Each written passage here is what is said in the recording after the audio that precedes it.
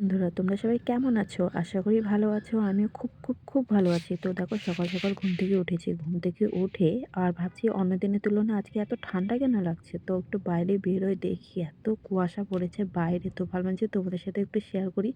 আর কে কোথায় থেকে তোমরা ভিডিওটা দেখছো সেটা অবশ্যই জানিও। আর তোমাদের ওদিকে কেমন ঠান্ডা পড়েছে সেটাও কিন্তু জানিও। জানাতে মানে ভুলো না। তারপরে দেখো, এখানে হয়তো আমি সকাল সকাল তো উঠে গেছি। বাইরে এত সুন্দর ওয়েদার দেখে একদিকে মনটা অনেকটা খুশিও হয়ে গেছে, আবার একটু দুঃখও লাগছে। কারণ এত ঠান্ডাতে কাজে যেতে হবে। আর যদি হচ্ছে না যেতে হতো তাহলে ভালো হতো, সারাদিন শুয়ে বসে থাকতাম। তো কাজে যাবো তো কোনো ব্যাপার না। তো এখন ঝটপট করে উঠে সব কাজকাম করে নিতে হবে, কারণ যেহেতু মঙ্গলবার। আর মঙ্গলবার জানোই তো আমি নিরামিষ খাই। শুধু আমি না, আমার সাথে সাথে সবাইকে নিরামিষ খাওয়াই। মঙ্গলবারই হচ্ছে বজরংবলী পুজো করি। তার জন্য আমি হচ্ছে সব কিছু নিরামিষ, বাড়িতে ওদিন কিচ্ছু তুলতে দিই না, মাছ মাংস কোনো কিছু উঠাতে দিই না। তারপর দেখো, সকাল সকাল উঠে ঘরটার মুছে টুছে বিছনা টিছনা উঠাই, ঘরটা মুছে বাসন-টাসন মেজে হাঁড়ি কড়াই সব কিছু মাজা-ঘষা হয়ে গেছে। হয়ে তারপরে রান্না বসিয়ে দিয়েছে। তো দেখতেই পেলে এখানে আমি ভাত বসিয়ে দিয়েছি আর এদিকে কড়াইটা বসিয়ে দিয়েছি। একদম বেশি কিছু করব না। একদম এক রকমের তরকারি করব। পরে মা কিছু করে নিবে। আমার এখন অনেক তাড়া লেগে যায় সকাল করে। আমার না একটা সবথেকে বাজে অভ্যাস কি জানো তো? আগে যেমন ৯টার মধ্যে আমাকে যেতে হতো, এখন কিন্তু সেই জিনিসটা হয় না।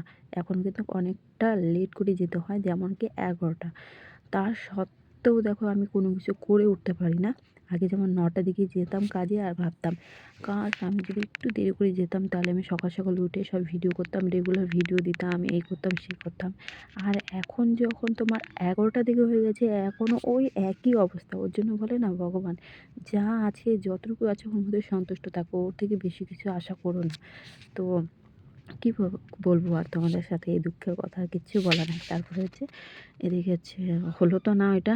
আর সময় মতো সময় চলে যাচ্ছে, দিনের মতো দিন চলে যাচ্ছে। এদিকে আমার আর ওই দিনও আসতেছে না যে ভালো একটা দিন আসবে তখন আমি ভিডিও। সবসময় মাথা হতে এটা রাখতে হবে যে তোমার ভালো বা খুব ভালো দিনের আশা করাটা ভুল। তোমার কাছে যে দিনটা আছে, যে সময়টা আছে ওটাকে তুমি কাজে লাগো, ওইটাকে ভালোভাবে রাখো। আমি মানে দেখো, আগের তুলনায় এখন কিন্তু অনেকটা ভালো আছি। তাও দেখো এখন এই যে এরকম সমস্যা হচ্ছে, এখন তাও দিতে পারি না। তো যাই হোক, যেমন চলতেছে ওমন তার চেষ্টা করছি, রেগুলার দেওয়ার হচ্ছে না। জানো না কেন যে জীবনে এত আলসি লেগে গেছে এটা। আর সবথেকে বাজে অভ্যাস, যখন আমার এখন তো অন্য কাজে গেছি, আগে যে কাজটা ছিলাম ওই কাজটা তো এখন নেই। ওই কাজে এখন যাই না, অন্য কাজে যাই। তো যখন মাঝখানে কাজটা চলে গেল, তো এত সত্যি কথা বলে না বিপদ থাকলে ভগবানের নাম নেওয়া, ওরকম অবস্থা আমার হয়েছে জানো। যখন বিপদ একটু হলেও চলে গেছে কি ব্যাপার, তাও কত রকমের সমস্যা থাকে না, তো যেমন একটু হলেও সমস্যা পড়ছে সবসময় শুধু ভগবানের নাম নিয়েছিলাম যে ভগবান একটু বিপদটা থেকে একটু মুক্তি দিল, একটু ভালো দিন দিল। অমনি দেখো পূজা আর্চা দেওয়া সব বন্ধ হয়ে গেছে। আমার এটা সব থেকে বাজে অভ্যাস জানো, টাইম নিতে পারি না। কাজ করলে এদিকে পূজা আর্চা হবে না, পূজা আর্চা করলে কাজ হয় না। মানে সব থেকে বাজে অভ্যাস দুনিয়ার মধ্যে, সব থেকে যদি বাজে থাকে তাহলে একমাত্র এইটাই আমার। সবাই দেখি কি সুন্দর পূজা আর্চা দেয়, কাজও করে, কিন্তু আমার দ্বারা মানে এগুলো কিছু হয় না। খুব খারাপ লাগে এই জিনিসটা ভাবে। কোনো দিকে আমি হ্যান্ডেল করতেই পারি না, কোনো দিকে ম্যানেজ করতেই পারি না, যেকোনো একদিকে। এর জন্য আমার সাথে মানে এরকমই মনে হয়, কোনো দিকে ম্যানেজ করতে হবে না। যাই হোক, তারপরে এদিকে দেখো আমার এদিকে তরকারি তো রান্না প্রায় অলরেডি হয়েই গেছে। এখন আমি ঝোল বসিয়ে দিয়েছি, আর একদম হালকা আঁচে দিয়েছি। আর দিতে দিতে না আমার ফট করে মনে পড়েছিল যে আজকে ঠান্ডা পড়েছে, আমি শীতে ঠান্ডায় পড়েছে, কাজে পরে যাবো, একটু সোয়েটারটা বের করি। মনেই ছিল সোয়েটারটা দিয়ে বের করছি, সব রেডি করছিলাম জামা কাপড়গুলো পরে যাব। আর সোয়েটারটা এটা দেখে আমার এত মাথাটা গরম হয়ে গেল, দেখো না এমন দাগ বসে গেছে, আমার এত ভয় লাগছিল। তো না আমি ওর মধ্যে একটু নিরমা আর একটু জল দিয়ে একটু ঘষছিলাম, ঘষে তারপর জল দিয়ে ধুচ্ছিলাম। তারপরে দেখি কি উঠছিল, তো অনেকে থাকে এরকম করে কড়াই থেকে গরম জল করি। তো গরম জল আমি বসালাম, গরম জল বসাই, তরকারিটা একদম ধীরে আঁচে বসাই, দেখো না একদম হালকা আঁচে বসাই, যে একদম হালকা আঁচে করলে না অনেকটাই ভালো হয়। তখন নাকি ধমাধম করে জলটা গরম তো হোক, ততক্ষণ আমি দোকান থেকে যাই, দোকান থেকে গিয়ে একটু সার্ফের প্যাকেট, সার্ফ ছিল তাও নিয়ে আসি, মানে থাকতে থাকতে আনা বেশি ভালো।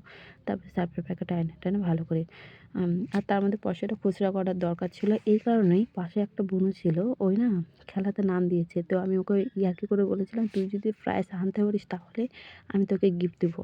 যে বলে সে কাজ, ওই গিয়ে প্রাইজ নিয়ে আসছে, আমাকে দাইকে দেখাচ্ছে, দেখো পিসি আমি হচ্ছে প্রাইজ নিয়ে আসছি, তাও আবার সেকেন্ড হয়েছে কিসেতে, তাও আবার যোগা হয় না, যোগাতে হচ্ছে তোমার সেকেন্ড হয়েছে। তারপরে হচ্ছে ওটা আমাকে দেখালো, অনেকটাই খুশি হলাম, আমি ভাবতে পারিনি যে প্রাইজ নিয়ে আসবে, তো খুশি হলাম। তারপর ওকে বললাম যে কী নিবি? তো বলে কি তুমি বলছিলে আমাকে প্রাইজ দিবা, তো আমি বলছি ঠিক আছে প্রাইজ দিব না গিফট দিব, কী নিবা বলো? তো বলছে তোমার যেটা ইচ্ছাতে। আমি বললাম কি তোমাকে খাওয়ালে হবে কিছু? বলে কি হ্যাঁ হ্যাঁ। আমি বললাম কি কী খাবা? তো বলছে কি তোমার যা ইচ্ছা। তো আমি বললাম যে ডেয়ারি মিল্ক দিলে হবে? বলে কি হ্যাঁ। তো 2 বোন ছিল, 2 জনের জন্য একটা করে ডেয়ারি মিল্ক নিয়ে আসলাম। নিয়ে এসে দিলাম, ওরা তো ভীষণ খুশি। তারপরে দেখো না, এদিকে তো মানে ওগুলো বাদই হয়ে গেল, কী হয়ে গেলো তোমরা তো দেখে নিলে। তারপরে হচ্ছে কাজে গেছিলাম, কাজে থেকে তারপরে বাড়ি আসার সময় আমি টোটোওয়ালাকে বললাম কি যে আমাকে একদম ব্রিজের সামনে, বালাসন ব্রিজের সামনে নামাবে। সেটা ওরা করলোই না, আমাকে বাজারে খারপাড়া মোড়ে নামায় দিল। তারপরে ওখান থেকে আমি হেঁটে আসছিলাম। আস্তে আস্তে দেখো না, আমাদের বাড়ির পথে একটা কুকুর প্রায় 6টা কি 7টা বাচ্চা দিয়েছে।